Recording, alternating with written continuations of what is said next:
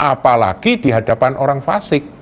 Orang fasik menilai, loh katanya punya Tuhan, kalau ngomong Tuhan-Tuhan terus, kalau berdoa juga kenceng doanya, pakai bahasa roh lagi gitu ya, pergi gereja terus-terusan. Tapi orang benar yang dinilai oleh orang-orang sekeliling, termasuk dinilai oleh orang fasik, begitu dia khawatir, dikatakan seperti mata air yang keruh dan sumber yang kotor. Shalom saudara-saudari terkasih, sidang jemaat yang dikasihi Tuhan. Turun kiranya kasih karunia dan segala berkat terbaik atas Anda sekaliannya. Saudaraku, saya akan melanjutkan tentang orang benar. Ya, kali ini singkat saya akan mengambil topik antara orang benar dan kekhawatiran. Nah, kita nanti akan belajar, saudara. Kita akan lihat dalam Mazmur 55 ayat yang ke-23. Bunyi firman Tuhan seperti ini.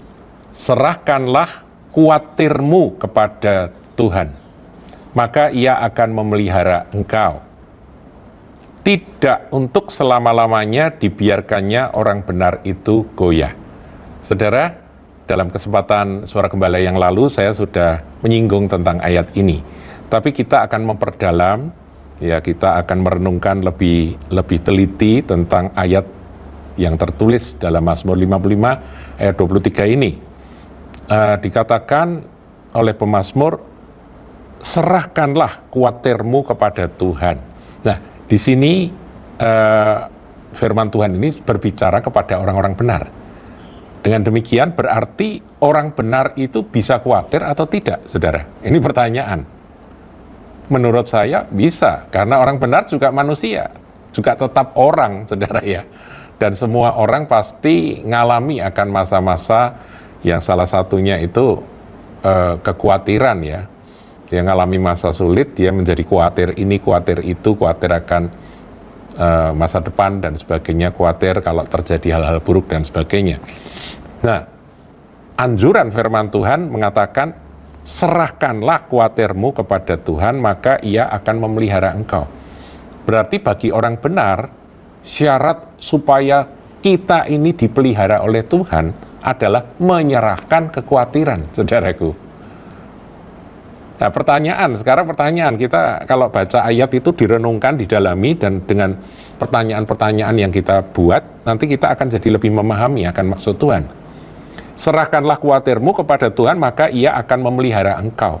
Nah, sekarang kalau kita nggak mau menyerahkan kekhawatiran tersebut, terus bagaimanakah pemeliharaan Tuhan? Apakah tetap berlaku? Ya, jawabnya kalau kita konsisten ya dengan ayat ini, itu syarat. Menyerahkan kekhawatiran itu syarat. Pemeliharaan Tuhan atas kita itu janji. Jadi dalam kehidupan kita sebagai orang benar, menyerahkan kekhawatiran itu adalah PR setiap hari, saudara. Di dalam doa kita datang kepada Tuhan, kita berkata, Tuhan hari ini aku ada kekhawatiran ini, Tuhan aku serahkan kekhawatiranku kepadamu. Sekarang peliharakanlah hambamu ini. Kira-kira demikian, saudara. Dan benar-benar menyerahkan kekhawatiran, artinya kekhawatiran sudah bukan menjadi milik kita lagi, sudah diserahkan kepada Tuhan. Segala kekhawatiranku sudah kuserahkan kepadamu dan aku nggak akan khawatir lagi. Kira-kira demikian. Itu iman, saudaraku ya. Orang benar hidup oleh iman ya, kita sudah belajar akan hal itu. Dan janji Tuhan berikutnya dalam kalimat ayat ini dikatakan tidak untuk selama-lamanya dibiarkannya orang benar itu goyah. Ya, saya sudah katakan bahwa orang benar bisa khawatir, bisa goyah, saudara. Tapi dengan menyerahkan kekhawatiran, pemeliharaan Tuhan berlaku atas hidup orang benar, maka janji ini berlaku pula. Tidak selama-lamanya kita dalam kondisi goyah, ya. Nah, saudaraku, sebagai orang benar, sebetulnya Tuhan menempatkan anak-anaknya, orang-orang benar ini sebagai sumber mata air bagi semua orang. Nah, ada satu ayat yang menarik masih tentang orang benar, yang memperlengkapi tentang menyerahkan kekhawatiran tadi ya. Kita lihat Amsal 25 ayatnya yang ke-26. Jadi saya katakan bahwa saya akan berbicara antara kekhawatiran dan orang benar. Jadi orang benar bisa khawatir, saudaraku ya. Tapi Tuhan memerintahkan melalui firman-Nya supaya kita menyerahkan kekhawatiran itu kepada Dia. Nah, sekarang kita lihat Amsal 25 ayat 26. Seperti mata air yang keruh dan sumber yang kotor, demikianlah orang benar yang khawatir di hadapan orang fasik. Saudaraku, Tuhan itu menempatkan anak-anaknya, orang-orang benar itu sebagai sumber kehidupan, sumber, ya digambarkan di sini sebagai sumber mata air. Mata air itu adalah sumber kehidupan. Nah, sebagai sumber kehidupan yang harus kita jaga adalah kita nggak boleh berkhawatir. Sebab begitu kekhawatiran itu menguasai seseorang, maka yang terekspresi dari perkataan, yang terekspresi dari tindakan-tindakan, dari air muka, dari semua yang keluar dari reaksi yang keluar dalam hidup kita ini, itu menjadi digambarkan di sini sebagai air yang tidak jernih, saudaraku. Padahal kita ini punya tugas di bumi ini sebagai sumber mata air kehidupan bagi semua orang. Jadi seakan-akan dari satu ayat ini, saudara, orang-orang di sekeliling kita itu semua mengamati orang benar. Orang benar itu menjadi anchor, menjadi apa? Menjadi jangkar, menjadi pegangan bagi orang-orang yang ada di sekelilingnya. Itu yang dimaksudkan oleh firman Tuhan. Jadi sebagai orang benar yang harus kita jaga, jangan sampai berkhawatir apalagi di hadapan orang fasik. Orang fasik menilai, loh katanya punya Tuhan. Kalau ngomong Tuhan-Tuhan terus, kalau berdoa juga kenceng doanya, pakai bahasa roh lagi gitu ya. Pergi gereja terus-terusan. Tapi orang benar yang dinilai oleh orang-orang sekeliling, termasuk dinilai oleh orang fasik, begitu dia khawatir, dikatakan seperti mata air yang keruh dan sumber yang kotor.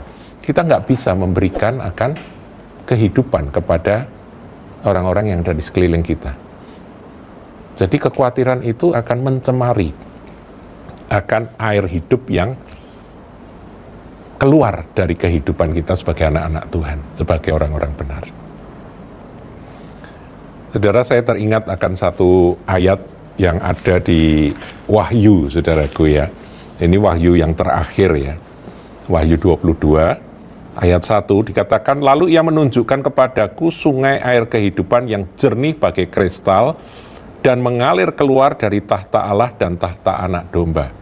Nah, kalau saya tafsirkan secara rohani, saudara, ini memang ada makna jasmaninya, ini tentang nanti ya, tapi makna rohaninya saat ini, ada tahta Allah kah dan tahta anak domba atau tahta Tuhan Yesus kah di dalam pusat kehidupan kita, yaitu dalam hati kita.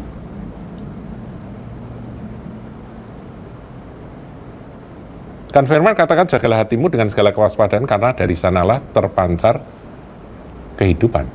Nah, air kehidupan yang jernih bagai kristal itu memancar keluar dari sumber mata air, yaitu hati dari orang-orang yang dibenarkan di dalam Kristus Yesus.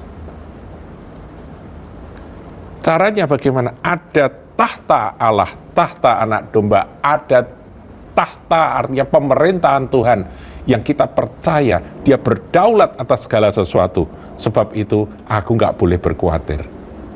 Aku punya Tuhan yang punya kuasa atas segala aspek kehidupanku.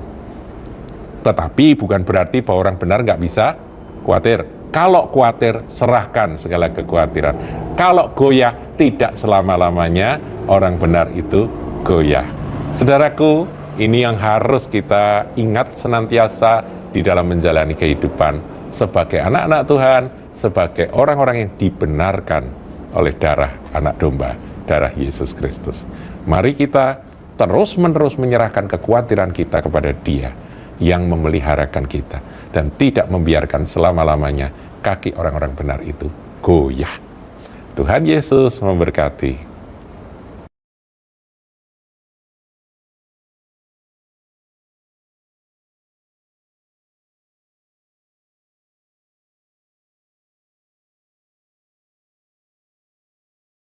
lupa like, comment, share, dan subscribe channel GKBK Hal Semarang.